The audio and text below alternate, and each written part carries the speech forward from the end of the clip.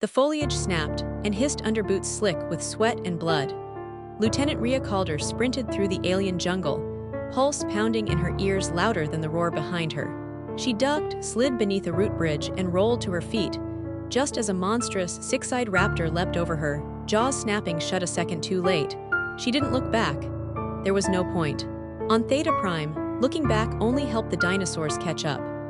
3 weeks earlier, Rhea and a crew of 77 researchers, engineers, soldiers, and civilian contractors had arrived on Theta Prime, a lush, Earth-like exoplanet rich in biomass and biodiversity. The goal was clear: establish a sustainable outpost and study the planet's biosphere for off-world colonization. What no one expected was for Theta Prime to have evolved a parallel ecosystem nearly identical to Earth's late Cretaceous period, except faster, stronger, and terrifyingly intelligent, and as they quickly learned, far more aggressive.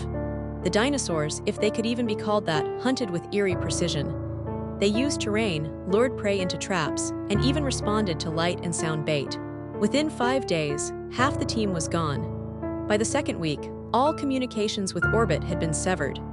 The command staff declared an emergency evacuation and set a rendezvous point at the ancient alien structure on Mount Shala's Peak, a place long avoided by the local fauna and the only location the creatures seemed to fear. Rhea was part of Escort Team 4, assigned to protect a vital AI core and its operator, Dr. Eli Voss. Eli wasn't built for the jungle. Thin, pale, and brilliant, he had a mind made for ancient code and cryptographic language. His glasses constantly fogged, and his hands shook when he held a plasma pistol. But he had heart, and Rhea noticed, more than once, how his gaze lingered on her when he thought she wasn't looking. They had barely survived the first assault. Their team was down to 5, including Eli, Rhea, and a gruff veteran sergeant named Kale. The others were taken in the night, dragged off by creatures that made no sound except the wet rustle of teeth and leaves. On the 8th day, they found the river bridge destroyed. No power, no drones. They had to go through the bone canopy, the worst part of the jungle, named after the remains littering its ground. They made camp in an old life pod from the crash. That night, Eli couldn't sleep. Neither could Rhea. "You think we'll make it?" he whispered, voice soft. Rhea sat beside him, cleaning her blade. "Not if you keep talking," he chuckled.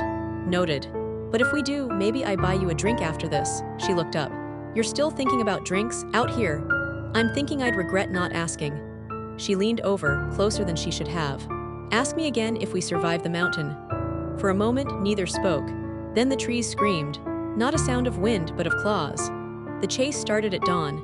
The alpha raptor had tracked them, its feathers black as midnight, scales marked with old scars. It wasn't just hunting, it was herding. Kale threw himself into its path to buy time. His last scream echoed through the trees, followed by silence.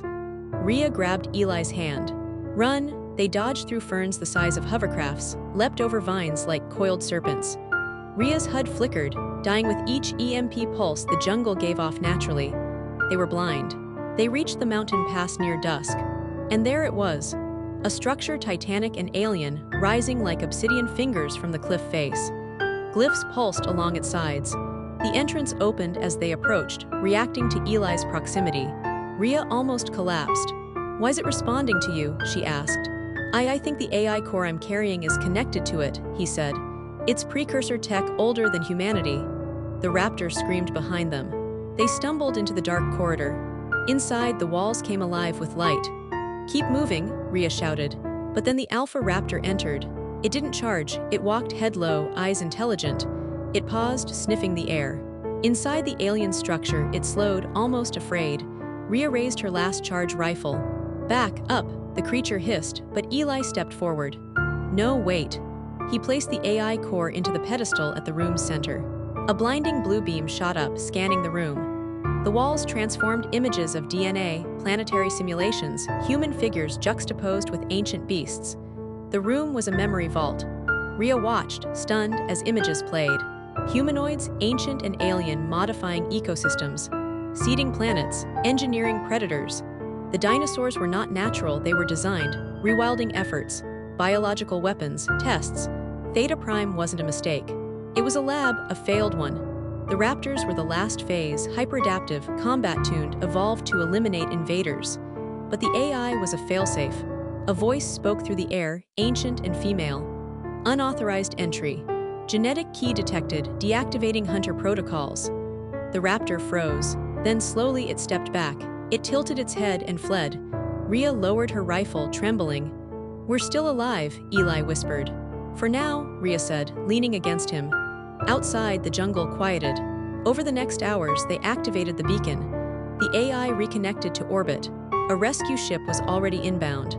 They sat on the mountain edge, watching the sunrise turn the jungle gold. "I think I still owe you that drink," Eli said, smiling. "You do," she said, resting her head on his shoulder. "And maybe more." Months later, the council declassified Theta Prime. It became a black site, quarantined and erased from maps. Rhea and Eli were awarded for bravery. But more than that, they stayed together.